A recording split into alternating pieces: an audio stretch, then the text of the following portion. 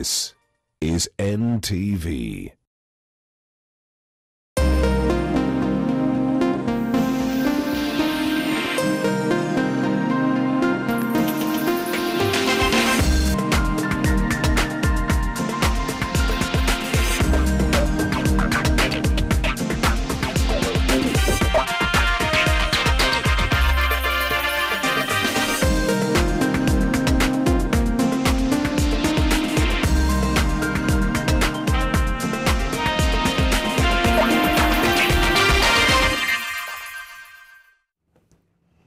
NTV Weekend Edition starts right now.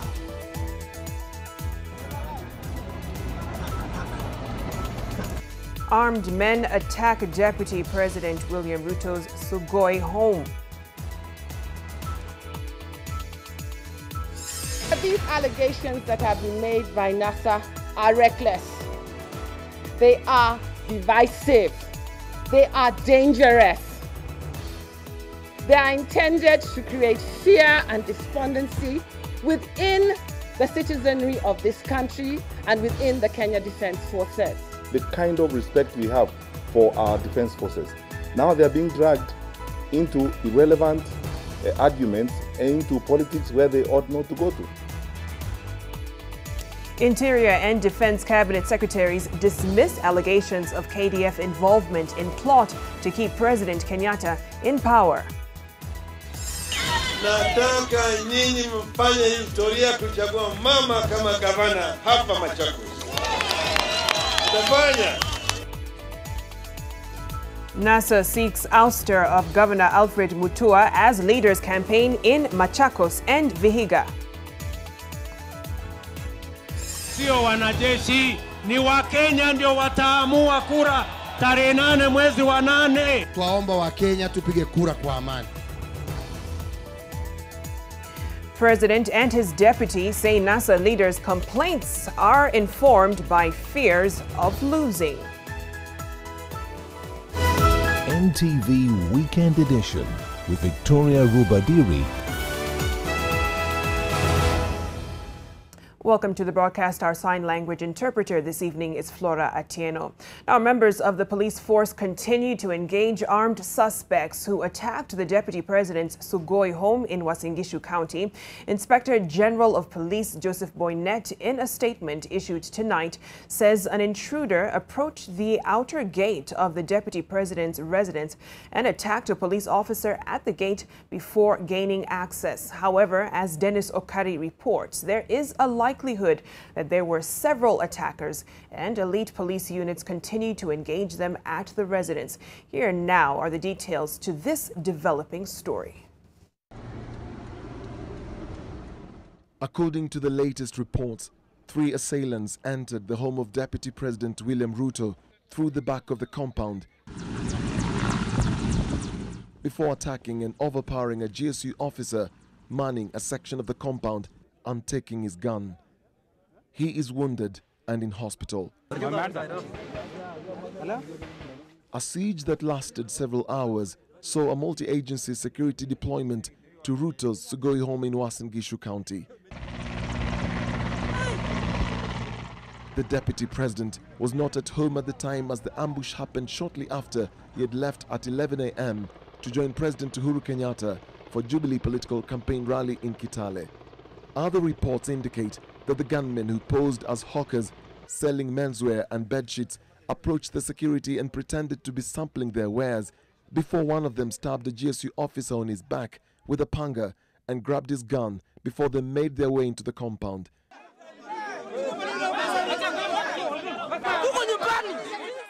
The suspects holed up in one section of the compound had not made it to the main house. Police are still engaging the suspects.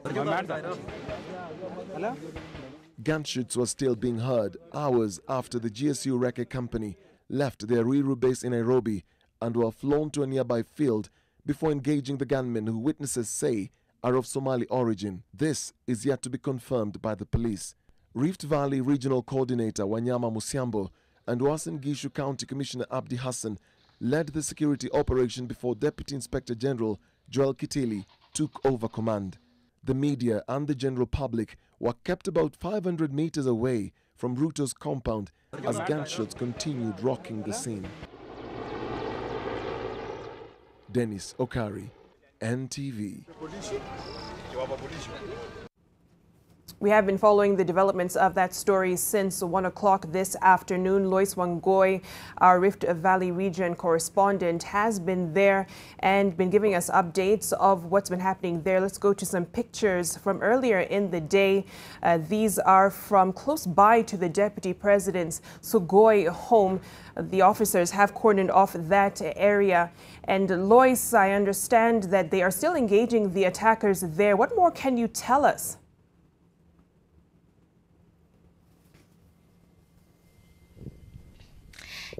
Indeed, as you note, Vicky, we can tell that the security officers are still ongoing with their operations here, trying to bring the situation into calm and to arrest the attackers who, from midday, indeed as stated by IG Boynet in his statement earlier, that they attacked the residence of the Deputy President here in Sugoi in the county of Uasin Gishu.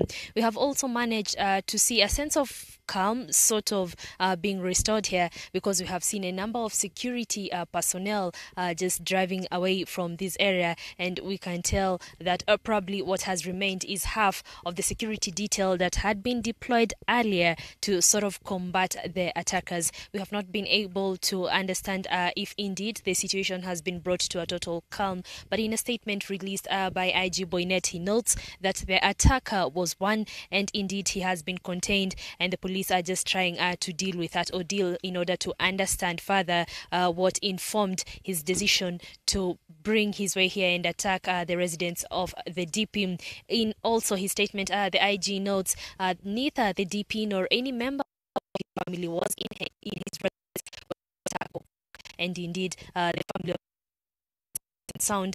We have not been able to establish if indeed the workers who are on duty at these particular residents, earlier as we reported, that a number of ambulances made their way here probably to attend to the casualties on these days.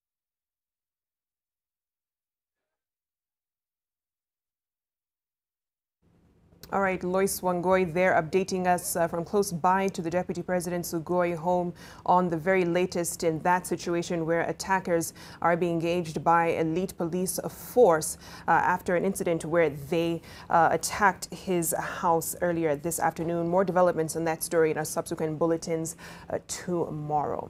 Now, tonight, the Ministry of Defense is changing tune on the matter of allegations by NASA that the Kenya Defense Forces are involved in a plot to help President Kenyatta stay in power. CS Rachel Omamo stating that she is not aware of letters of communication between senior Kenya Army commanders giving instructions on how to execute Operation Dumisha Utulivu 1. The government is now asking politicians not to politicize standard procedures that are part of KDF's mandate in the Constitution to not only protect the sovereignty of the Republic, but assist internal security authorities in situations of emergency.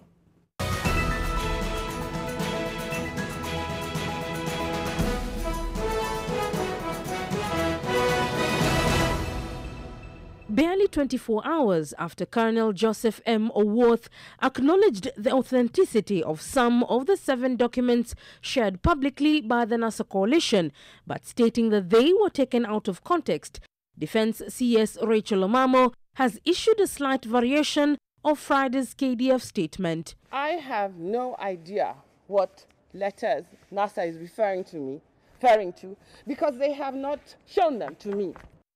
They have not submitted them to me for my scrutiny and verification. On further prodding, I'm not clashing with any statement. I'm telling you what I know. She was responding to the opposition's allegations about inclusion of the military in a police exercise that began a month ago and that government has insisted is standard procedure to ensure all will be well in the electoral period. Section 33(1) of the Kenya Defense Forces Act 2012 authorizes the deployment of the Kenya Defense Forces in joint operations with the National Police Services or any other authority in situations of emergency or disaster. In these documents, you'll see what they're referring to as a greenhouse. And special transit goods. And then they're called special transit goods, which are going to be transported from greenhouse to certain destinations. And that's why those destinations are going to be cordoned off as no-go zone areas. And that's where those officers have been put in charge. Special transit goods are ballot papers. They assign the chain of command and management of the security sector is very organized. We are seeing very interesting things where our security system is being subjected to gossip and rumor mongering, which is not acceptable. NASA principals Raila Odinga and Kalonzo Musyoka, quoting Kenya Army documents, declared secret with instructions to cut off power and water supply to Kibra and Mathare slums and the CBD. The team to conduct special duties would use special equipment, including signal jammers, to properly execute their mandate. That these allegations that have been made by NASA are reckless. They are divisive. They are dangerous. They are intended to create fear and despondency within the citizenry of this country and within the Kenya Defense Forces. But even as the Defense Ministry speaks out on a matter that the Commander-in-Chief has termed as disrespect to the officers who put their life on the line for love of country, many issues in the documents released yesterday beg for answers. The documents detailed an operation in need of 36 officers in the ranks of captain to major and 640 other rank soldiers. There were also 6 majors who were to be personally known to the command and who were to be regime-friendly to report for special duties. These officers of a special task command would be regime-friendly by tribe. The military documents also detail the existence of a greenhouse and state that the personnel must disintegrate by favorable deployment immediately on completion of the tasks. The personnel were to forward mobile numbers, personal bank account details of the special task commanders directly to the command. In their statements, the Ministry of Defense states that it is standard practice by forces to prepare contingency plans with respect to any foreseeable situation that may negatively prejudice the national security. Leila Mohammed, NTV. And NASA leaders maintain that the Jubilee administration has incorporated KDF in a plot to cling to power. The NASA leaders say the letters they published were confirmed by the military and that the language in the letters indicate a sinister motive. NTV's Sheila Sendeo with the details. NASA leaders campaigned in Machakos County in what is seen as a bid to stem Jubilee's influence in the county, and the claims of a plan by Jubilee to have top military commanders use force to subvert the outcome of next month's election is still a campaign issue, even though the military maintains the leaked documents were taken out of context. Watasafirisha SDG. SDG maana yake Special Transit Goods. Kutoka kwa ile wanaita greenhouse. Wanatumia maneno kama friendly tribes. Wanatumia maneno ambao ni wazi kwamba there's some coded information. Hiyo ni kura. Tatolewa kwa nyumba moja kwa jeshi na kupelekwa kule kuingizwa ndani kama kura halali na kuzuia raia maajenti wetu kuingia katika polling stations huko. Defense Secretary Rachel Omamo and his counterpart in the Interior Ministry, Acting CS Fred Matiang'i, dismissed the claims as just rumors. The president himself dismissed them as just kicks of a dying horse from a coalition that has sensed defeat. But even then, the NASA leaders maintain that the IBC should also come clean on what they knew of this said plot. IBC ni watu wa kuonewa huruma sana. Wao wanarukaruka tu. Wakiambiwa wasikia Jubilee wanakana na wanakimbia kukana. What specialized information does Chebukati have about the defense forces? NASA says it has also shared these concerns with the electoral observers and the international community. Jeshi yake wamwambia yale ambayo Raila na Kalonzo walisema ni kweli. Maana yake hata inanukuu ati mkuu wa jeshi alienda State House akakuwa na mkutano na Uhuru baadaye amri ikatolewa ati kikosi kipya iundwe. Tunamwambia Uhuru na Ruto, punda imechoka. Presidential candidate Raila Odinga also differed with acting Interior CS Fred Matiang'i on his firm directive on the only officials allowed at the polling station on election day. They also rallied behind NASA candidates to stem a possible fallout within the coalition. Sisi tutaongea na Wiper. Maana yake hatutaki kugawanya kura. Tunaelewana sawa? Ili Jubilee apite katikati. Sawa? Sawa? Kwa hiyo tutaongea na huyu ndugu yangu. The leaders campaigned in Matungulu, Kangundo, Machakos Township, Yatta, Mwala, Kathiani, and Mavoko constituencies. Sheila Sendeo, NTV, Machakos County. And the government has now threatened to shut down media houses that will announce results before the IEBC does. So during the August 8th elections, speaking at Endarasha Boys Secondary School in Kieni, Nyeri County, ICT Cabinet Secretary Joe Musheru has warned media houses against releasing results, stating that they would be contradicting the Constitution. He insisted that the only body with the mandate to announce the results was the Independent Electoral and Boundaries Commission. We have allowed people to tally their own votes, but they tally in their homes, in their bunkers, wherever they are, they do tallying for themselves. Yes. If anyone dares to announce or publish any results other than IEBC, watatujuta sisi. Hata nyinyi media, you are not IEBC. Constitution has given IEBC the responsibility for announcing results. Nobody else. Yes. Okay? Yes. So if media even tries to announce results, hata hiyo tutafunga. What is this internet business you're talking about? Nobody is meddling with the IEBC. IEBC has their independence, and we must let them do their work.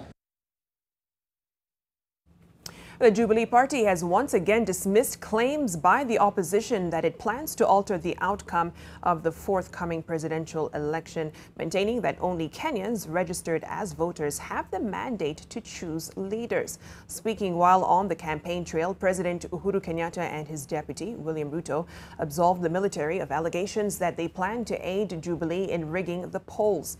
Enoch Sikolia reports.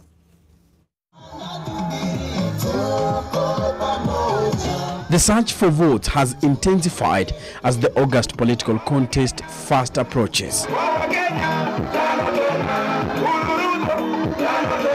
The Jubilee Brigade, led by President Uhuru Kenyatta and his deputy, drummed up support for their re-election bid in the South and North Rift, touring Trans Nzoia, Kericho and Narok counties. Wenzetu sijui kama tutapata kura yenu. Ulengare mutatupatia kura yenu. Mnisikia ati kuna Joshua? Ati anapeleka watu wapi? Ati Canaan. Huyo Joshua mujichunge sana, iko Joshua bandia dunia hii. The debate over allegations by the NASA coalition that Jubilee intends to use soldiers from the Kenya Defence Forces to rig the presidential election took center stage. The Oruto pair attacked members of the opposition, claiming that NASA's target is to cause divisions among Kenyans, besides putting the polls into disarray. Askari polisi na jeshi wanapiga kura ama ni wananchi watukufu wa Kenya? Si nyinyi ndio mtapiga kura? Nyinyi ndio mtaamua? Na mnataka askari wetu washurutishwe na hawa watu ati wasitoe usalama? Sisi hatutaki kurudishwa na wenzetu katika siasa za ukabila ambazo hazina nafasi katika Kenya ya siku hizi. Kenya itaenda mbele na haitafurutwa nyuma na watu ambao wanataka kupanga furuku. Trans Nzoia overwhelmingly voted for Raila Odinga in 2013, but with 339,622 votes at stake in the county that is termed as Kenya's food basket, Uhuru Kenyatta and his team are hoping to change their fortunes here. Ukicheki prezo, alafu ucheki baba, Nani ni monoma? Aendelee ama asiendelee? Rais, mimi nataka nikuambie sio mchezo hapa. Tutaamua kwa kauli moja na naibu wako tuhakikishe mpaka 2022. Ushindi ni wetu. Na vile unaona Trans Nzoia na Bungoma ni mapacha. Vile watafanya hapa ndio vile sisi tutafanya kule. Harambee! In Kericho County, a tea producing zone, the leaders promised to deliver a resounding victory for Jubilee come August. The county of Kericho has 375,688 registered voters. Kura yetu ya Kericho 375,000 tutapigia huru. Hebu munionyeshe. Hakuna kiti chama ingine itapata. Yote itakuwa ni Jubilee. President Kenyatta dismissed claims by the opposition that he had let down the country in terms of fighting corruption and development. Mwaweza kweli kusema Jubilee haijatenda kazi? Si tumetenda. Jubilee will take its charm offensive to Embu and Machakos County on Sunday. Enoch Sikolia, NTV. The Ugandan government is currently restocking the fuel reservoir in the eastern district of Jinja. This was revealed by the State Minister for Mineral Development, Peter Lokeris, while making a statement on the floor of Parliament on Thursday. The minister was put to task to explain why the country had just 16 days of fuel reserved, yet Kenya, the main port of entry for the country's fuel, will be holding an election on the 8th of August. In the 2007-2008, Uganda was hit by a national fuel shortage during the post-election violence that rocked Kenya after the bitterly contested 2007 elections. As for in-country fuel stocks, we have combined total cover of 16 days supply. Of this, 10 days, that's 54 million liters, are provided by the private oil marketing companies as required by the Petroleum Supply Act 203, and for 6 days, that's 30 million liters, by the government storage facilities at Jinja. With the supply situation envisaged to remain steady before elections in Kenya, these stocks will be available to mitigate any supply disruption while availing room for mobilization of other stocks through Tanzania. So the minister has just stated now that the fuel reserve, the fuel we have, can take Uganda for 16 days. Can the minister tell us clearly what capacity do you have with elections coming in Kenya in the next fortnight? What capacity do you have? How much time can we as a country, a landlocked country, stay without any import of fuel? Because 16 days is like we don't have any reserve. So can the minister be explicit if it does not in any way jeopardize national security? Thank you so much. In fact, we are offloading now on a daily basis in order to make sure fuel is there in readiness for what we know happened long ago. 19 minutes past the hour. Let's take a short break here on NTV Weekend Edition. Much more ahead.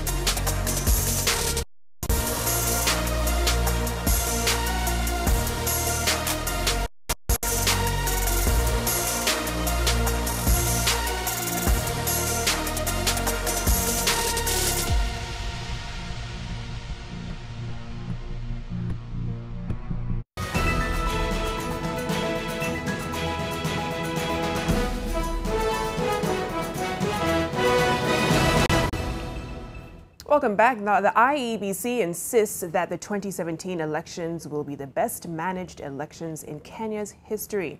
NTV's Trevor Ombija takes a look at the IEBC's plan to record, tally and relay results, which they say will be done within hours. If everything goes according to plan, the results will be known in a matter of hours after the final tally has been done at the Bomas of Kenya. And this is how it's going to happen. All the election results will be available via public portal and public screens. These public screens are going to be in several places. I want to show you, first of all, they'll be in all the 290 constituency tallying centers, and then they'll be in 47 county tallying centers, and then at the national tallying center as well, which will be at the Bomas of Kenya. But you can also get your information through the media and also go online and get all the results coming from all the constituencies. But your first interaction point will be the polling stations. This is how the workflow is going to be at that particular point. The presiding officer will tally, count and record each election result in Form 34A, and then they will announce the same results as recorded in that same form, that is a 34A, and then they type in all the election results captured in Form 34A in the KIMS, that is the Kenya Integrated Election Management System. They will then verify those same results recorded in the KIMS against results in Form 34A, and then they'll display to the agents and the candidates present the results as recorded in those particular KIMS. But that doesn't end there. They'll still continue doing more. The presiding officer will scan an image of Form 34A. They'll also transmit the text and image of the presidential result electronically through KIMS by pressing the send button, of course. And then they'll package the results and all related materials and equipment accordingly. And then that is when it will move to the second point. They will deliver ballot boxes Form 34A, other materials and equipment to the constituency returning officer. That is the second point. We're going to go to the constituency returning officer now. After receiving those scanned Forms 34A from all the polling stations in that particular constituency, they will prepare Form 34B, which will have a collated sum of everything that is in Form 34A, which was coming from all the polling stations in their constituency. And then they will scan Form 34B and make it available to the National Tallying Center through FTP or even a secure mail. And they'll also deliver all the Forms 34A and duly filled results, Forms 34B, to the National Tallying Center for archiving and presidential petition if there'll be any at that particular point. The final stage will be the National Tallying Center. At this point, that's after receiving the Form 34Bs from FTP and encrypted mail, the designated officers record and hand over to designated authenticating officers. There'll be 6 categories there. And then the authenticating officers serialize the downloaded document and hand over the same to the respective collation team. Like I said, there'll be about 6 clusters of those collective teams there. Collation team there generates relevant sections of Form 34C and hand the same to the validation team. The validation team and then verifies the accuracy and completeness of Form 34C. It doesn't end there though. The final point, the commission receives the collated Form 34C from the validation team, and then the chairperson will eventually declare the approved presidential results as per the law. And the chairperson prepares Form 34D, and that is the form that will be issued to the winning candidate. So if everything goes according to plan, IEBC says this should be done in a matter of hours after the closing of every polling station. All right, a very intricate plan, and of course the hope is it all goes to plan. Now, with the elections expected to be conducted in the country in about 9 days, Kenyans are gathering in large numbers across the nation to pray for the country. Religious leaders have urged Kenyans to help build a credible leadership in the next government by voting in candidates with integrity. We need peace in our country. For love of self, God and country, Kenyans continue to gather in their tens and hundreds, seeking the presence of the Almighty to be in their midst at this important time in the country. Nearly ecumenical bishops have asked voters not to elect corrupt and scandalous leaders in the coming elections. Led by Bishop Paul Wanjohi of New Life Church, the clergy also called upon all Kenyans to seize the opportunity to exercise their constitutional right to elect leaders of integrity. Darkness cannot be yoked together with the light. If you know that somebody has been scandalized in the past, that person, you should vote him out very early in the morning. And in the coastal region, the Mombasa Church Forum has asked politicians and their supporters to seek psychosocial counseling to help them deal with the election's outcome. The forum, led by Mombasa Catholic Church Archbishop Martin Kivuva, called on the presidential and other aspirants to accept the election results. There will be elections in peace. There will be elections that will bring us winners. So for the winners, we'll want to salute them in advance. For the losers, we want to say accept the verdict of the Wananchi, where we know voting has been conducted fairly. I'd like to caution against campaigning on the platforms of tribal and religious lines. In Kajiado County, about 20 churches came together for interdenominational national prayers, calling for peace during the 8th August general election. The congregation, led by their leaders, held a 10-kilometer walk in Ongatarongai town before convening a major prayer by the roadside. They called upon the political class to ensure peace prevails by all means despite political differences. Youth have also been urged to shun violence, as they're the easy target in the society, with women and children the most affected by violence. Tunahitaji Kenya leo after tarehe 8 na after tarehe 8 ikiwa na amani. The clergy have called on all Kenyans and people of goodwill to continue praying for peaceful, credible, fair and just elections. Rozongoi, NTV. And speaking of keeping the peace, the Shining Hope for Communities organization, also known as SHOFCO, held a peace rally in Kibera today. The rally started with a peace walk to Olympic Primary School, where residents gathered to hear the message of peace, which was the agenda of the day. The nonprofit organization is set on creating a safe and productive space for youth and communities, and also promote peace in areas that have been deemed as hotspots during the election time.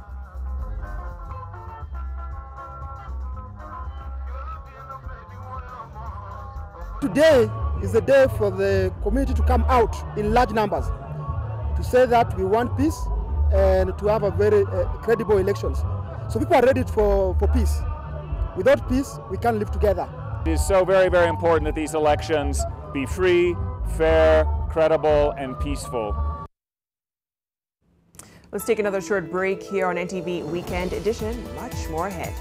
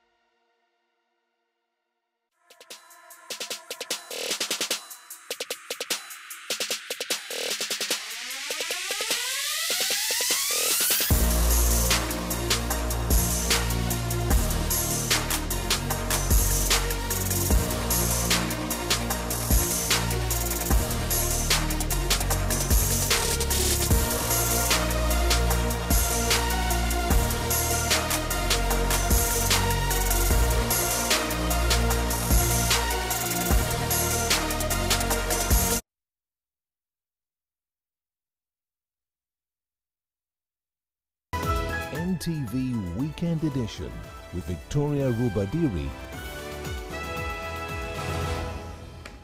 Welcome back. Now, the national carrier Kenya Airways was today forced to cancel some flights with others delayed due to an ongoing go-slow by pilots. The pilots are unhappy with the carrier over an unsigned collective bargaining agreement concluded on the 31st of May this year. They say the airline's new CEO wants to go through the CBA afresh, which they view as taking them back to square one.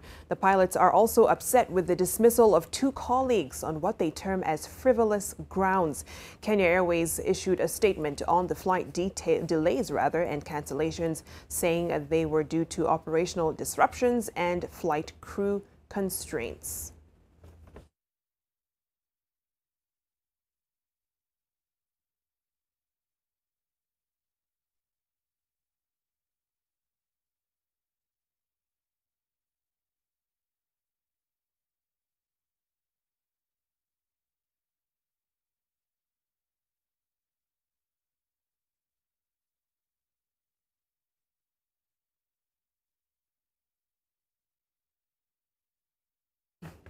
Now, primary school pupils are already recording better performance with the introduction of tablets for Class 1 and 2 learners.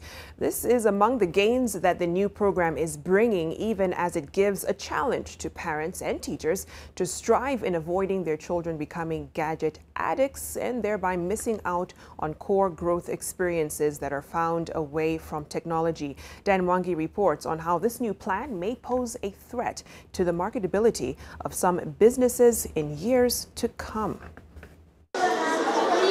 From page to page on their screens, swiping from one to another, symbolic of the transition in the education system at the primary school level, where the government has been issuing tablets for Standard 1 pupils.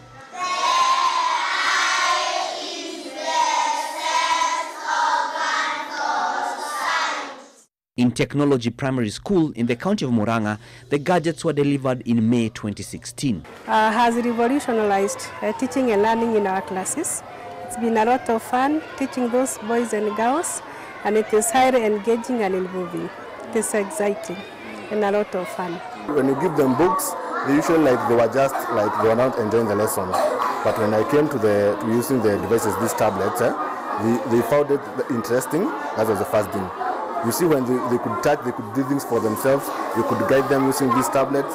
They felt that things have moved to another step in their life. The measure of impact is on the beneficiaries, and so we want to hear what some of the pupils themselves who've been using these tablets for over a year feel about what the experience has been in their own little way. And how do they help you? They help me to do the exams. I used to know what the things I don't know, like reading, checking things. It helps us to learn. How? About sense organs. They help me learn about animals, sense organs. They help me about to learn more about everything. How does it help you? To lead. And this excitement is partly because the digital learning program is employing elements that are adding value to the classroom experience. When the topic is going on, there is a background music which excites the learners, and they dance with the music. That means the children are involved both mentally and physically. The teachers, on their part, are also enjoying the fruits of the new system as they take the pupils through it. These gadgets have made my work easier, even interesting. Because whenever I feel that I'm going to teach using the tablets, I feel that my work has been made easier. What seemed to be so ambiguous to me, it has been very much easy to me. With the use of these gadgets, when we have something that maybe we are not really sure of, we are able to get the information very fast. Aside from the shower of praises streaming from the beneficiaries here, there exist some challenges. The main challenge is the internet, but you always reschedule. It doesn't take long when it disappears. Sometimes the gadgets hang, but after some time they just come back and it just continues. With free primary school education, there has been an increase in number of pupils, but without an ideal increase in the number of teachers. This has raised concerns over the quality of education due to the widened gap in the already disadvantaged balance in the teacher-pupil ratio. The Teacher Service Commission has been attending to this. The employment and deployment of more tutors has proved even more necessary with the digital learning program. In a class when you see more than 2 teachers, it is because the number is large. And the ratio for a teacher is 1:20. But when you come to our classes, we have over 50 kids. So a teacher is not enough for 50 kids. That is why we are involving 1 or more. Previously, we used to be 16. At the moment, because of the program, we are at 21. The teachers tell of the differences between what has been in place and what is being experienced by the standard 1s and 2s. For example, books, we used to get lost, we get torn. You find that things are getting, you get loose books, we get torn. Most of the pages are not, but when you come to the tablet, all the information they need is there. With this technology being encouraged at the very primary levels of education, it poses a challenge on the social lives of the children as they grow. The excitement that the teachers are talking of is now seeing their young learners getting more and more engaged with technology even when they get home. With social media growing in influence and creating trends of people becoming addicted to being online, a lot of work is cut out for parents and guardians. That's a challenge, but we try to cope with it this way by putting conditions. Like once the kids come at home, there is a program. If it is, first of all, taking supper, bathing, finishing homework, then using the gadgets comes last. The broader picture of this project includes the changing of uptake of the millions of jobs available on the online space. There have been this jargon of business outsourcing. We are studying older youths now are even earning employment through the same technology. So, and if they are grown and they have gone through the school program before these gadgets were introduced, I think our children of our generation will have even a bigger chance to take home when they grow up. The early socialization of the children into technology and computer use sets the platform for more Kenyans to reap from these opportunities. With people leaving high school without having much knowledge of computers and technology at large, this creates business opportunities for colleges which ride on this opportunity. In the next 10 or so years, when these pupils will be getting out of secondary school, these businesses may have to have innovated and sought to get specific ways to complement the causes which these young ones will already be conversant with. The Capture the Moment generation is really with us, as you can see, and it's part of the tangible excitement in this room that comes from the engagement with these tablets. And we're told that some other traits are coming up which not only are about the taking of photos or videos, but also in terms of the behavior that the children have and what they choose to do or not to do. Even the mean score has gone up, and you find even the children who have not been, there is no truancy, because the running is very interesting. Even if they are sick, they don't want to lose because they want to be with the other children. So even teaching, those who are behind, they are now becoming like their peers. Yeah. As technology use grows, opportunities, challenges and benefits stream in, with these young ones being among the early birds that will catch the worm that is the benefits of digital learning. Dan Mwangi, NTV. 10 minutes to the top of the hour. Let's take another short break here on NTV Weekend Edition. Sports news coming up next with Edmond Nyabola.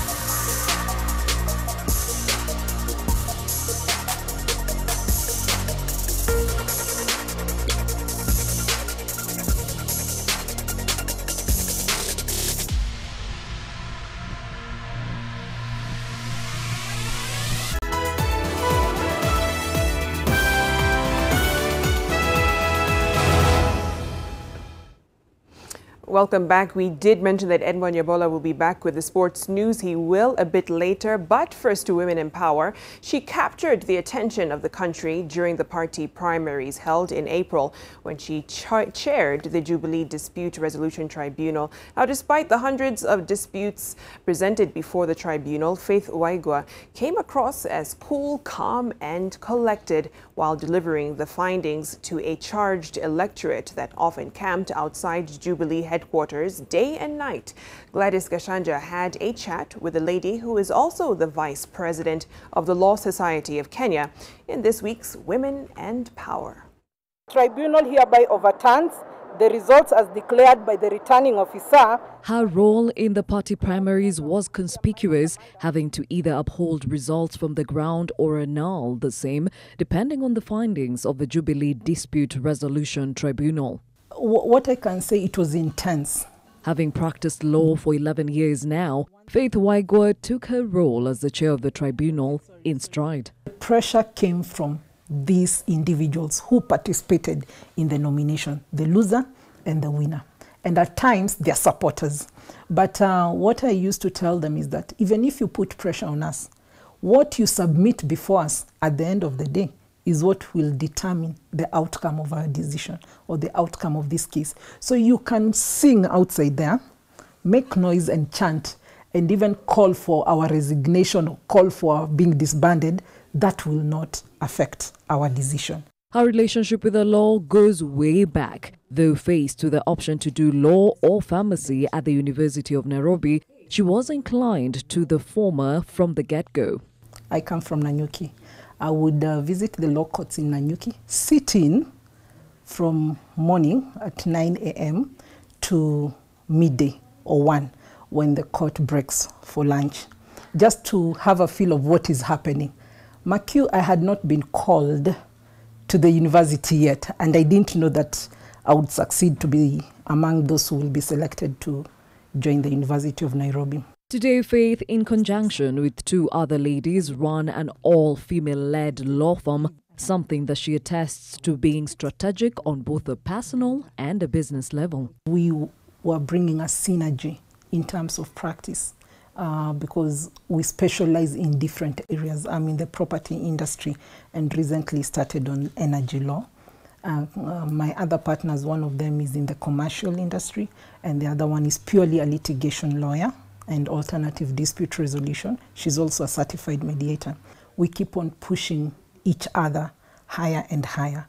If we realize one of us has a God-gifted talent, we are able to assist her in nurturing it. We tell that particular individual, and then she ends up shining at the end of the day. So we don't look at it in an envious manner in terms of negativity. We really would want somebody to scale whatever heights they're able to scale. Yeah. By the way, that doesn't mean that we don't have men. We have men, but they're subordinate staff. However, the journey with an all-female-led law firm has also attracted its share of doubting Thomases. Our firm initially was called Nungo, Odor and Waigua Advocates. Now we have registered it under the Limited Liability Partnership, so it's called Now Advocates LLP. So when they would see that Waigua or Odor or Nungo, they would imagine it's a man.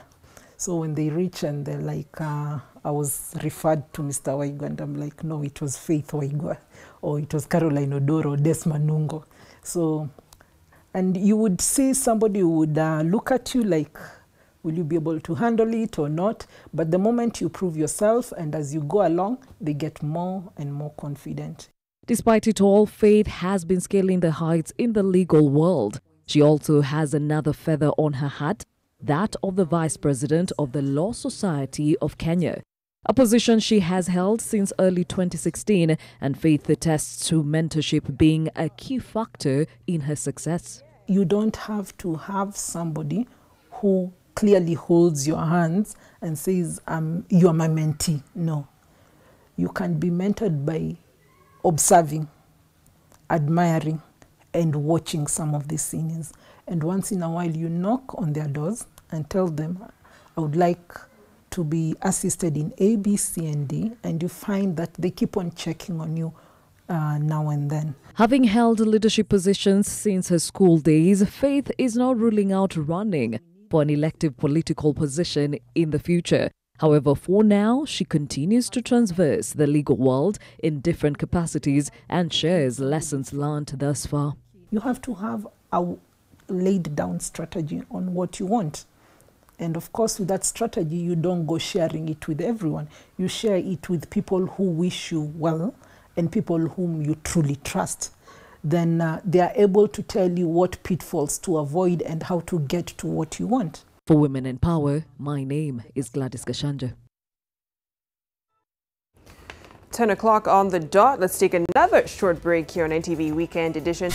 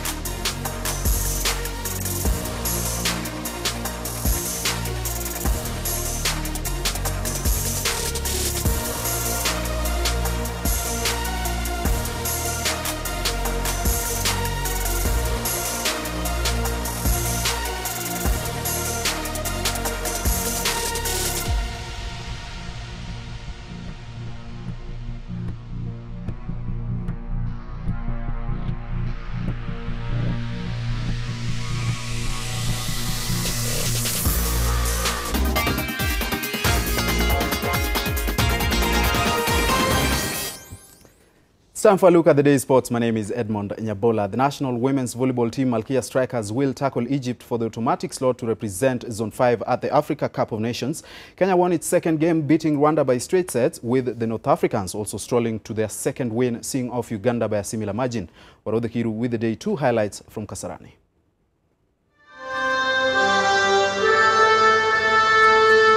In the first set, the Malkia Strikers raced to an 8-6 lead at the first technical timeout before leading 16-14 at the second. However, the Rwandans were not going down without a fight, tying the game at 20-all, but Kenya went on to win the set 25-22 in 26 minutes.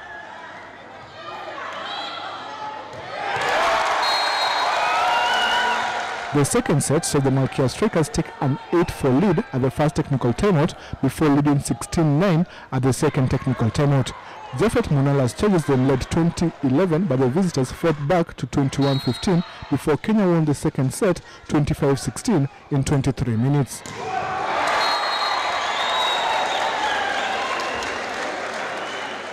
Malkia Strikers were on fire in the third set despite a spirited Rwandan defense. Kenya led 8-5 at the first technical timeout and 16-10 at the second before taking the third set 25-16.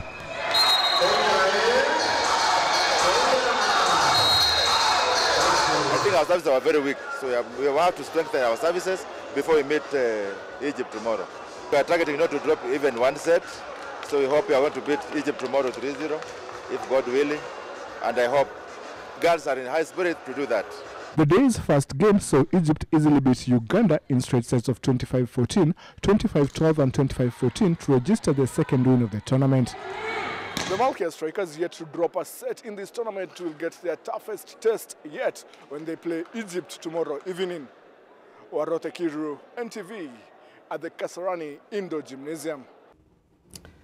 Now, the national 15s rugby team have been given a rugby lesson by hosts Namibia, suffering a 45-7 loss in Windhoek.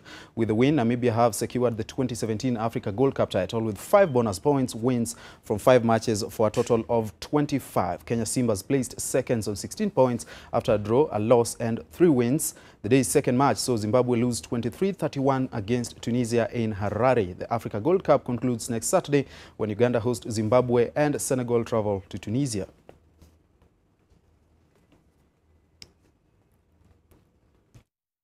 Rio Olympics 5,000 meters silver medalist Hellen Obiri believes she is in perfect form to win the world title in London. Obiri will partner in the 12-lap race with compatriots Margaret Chelimo and Sheila Chepkurui, with the trio hoping to emulate former world champion Vivian Cheruiyot. Hellen Obiri is hoping to win her first world title in the women's 5,000 meters race. The Kenya Defence Forces Lance Corporal recently set a new national record of 14 minutes and 1.37 seconds during the Rome Diamond League meet. Her recent form, which includes an Olympic silver medal, has placed her among the favourites to win the world title early next month in London. I think I'm preparing well. This is, as you can see, it's final touches, so I'm really well prepared. Obiri, who regularly trains at the Vapor Grounds in Ngong, Kajiado County, made headlines after she won the 3,000 meters World Indoor Championship title in 2012 in Turkey. However, she finished a disappointing 12th during the London Olympics. Obiri went ahead to win the bronze medal during the 2013 World Championships in Moscow a year later in the 1,500 meters final. I think so far I'm not going to fear anybody. It's championships, it's nobody's game. It depends how you are and how is your shape. So far, I'm not going to fear anybody. I'm going to do my race and I'm going to run my best. In 2014, she was part of the women's 4x1,500 meters team that won gold in the Bahamas. However, she failed to retain the 3,000 meters world indoor title the same year and instead settled for silver in Poland. We have a strong team, better than 2015. I think we are going to do good and going to bring more medals back home. Obiri redeemed herself by winning the Africa title in Morocco, but finished 6th during the Commonwealth Games in Glasgow. She didn't feature in any major competition in 2015 after taking a maternity break, but returned in style to win silver during the 2016 Rio Olympics. Seth Olale, NTV. To some Premier League football, and league leaders Ulinzi FC lost 2-1 to Nzoia Sugar at the Afraha Stadium, but remain at the helm on 29 points in matchday 16. Winger Luke Namanda and Masita Masuta scored for the Sugar Millers, who ended their 5-match winless streak. Top scorer Stephen Waruru bagged Ulinzi's consolation to move his tally to 11 goals for the season. In the double-header at the Nyayo National Stadium, Ezekiel Otuoma was on target as Western Stima beat FC Leopards by a solitary goal. Stima climbed 1 place to 15th, while Leopards remain 11th. Bliss Kitio scored for Moroni Youth to salvage a 1-1 draw against Sofapaka at the same venue. Ezekiel Okare had given Sofapaka the lead in the second half from the spot. Kakamega Homeboys drew 1-1 with Mathare United thanks to a late Wycliffe Ochomo penalty at the Mumia Sports Complex. Chris Ochieng had scored for Mathare in the 20th minute. At the Chemelil Sports Complex, hosts Chemelil played out a barren draw against Thika United. Sunday action will see second place Gor Mahia face Nakumatt FC. Kariobangi Sharks host Zoo Kericho, while defending champions Tusker FC play Posta Rangers.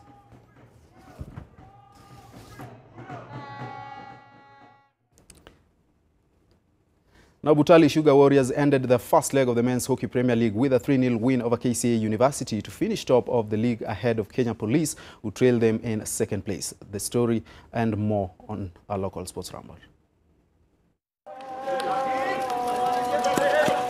Butali Sugar Warriors beat KCA University 3-0 in their final match of the first leg of the Kenya Hockey Union Men's Premier League at the City Park Stadium. Goals from Derek Kuloba, Constance Wahura and Zach Aura gave the 2015 league winners the 3 points. This was Butali's first win in 2 matches, a result that saw them maintain second spot in the log with 33 points. Earlier, Kenyatta University Vultures beat Chase Sailors 1-0 in another top-flight men's encounter at the same venue. Owen Jacobs scored the lone goal of the match in the 16th minute to hand the students a vital win in their final match of the first leg. Elsewhere, Simba and Simba advocates are the winners of the 18th edition of the Justice Cup tournament held at the Parkland Sports Club. LSK Sacco was second, with Young Lawyers finishing third. This edition saw a host of over 20 teams participating under the theme Transparent, Peaceful and Accountable Elections, Our Role as Kenyans. And Donholm's St. Mary's Academy emerged the winners of the Sports and Cultural Festival held in Kakamega. The team was rewarded during a prize-giving ceremony held in Nairobi. Over 100 schools took part in the championship. Legendary boxer Stephen Muchoki launched his biography detailing his boxing career. The former world amateur boxing champion had an excellent career of 197 wins and 3 losses as an amateur. He won the silver medal at the inaugural 1974 World Amateur Boxing Championships in Havana, Cuba. The same year, he captured the title at the 1974 Commonwealth Games in Christchurch, New Zealand. I wish that everybody will follow up on this one. Further afield, and Arsenal registered a convincing 5-2 victory over Portuguese side Benfica in the Emirates Cup, a pre-season friendly tournament involving teams from Germany, England, Spain,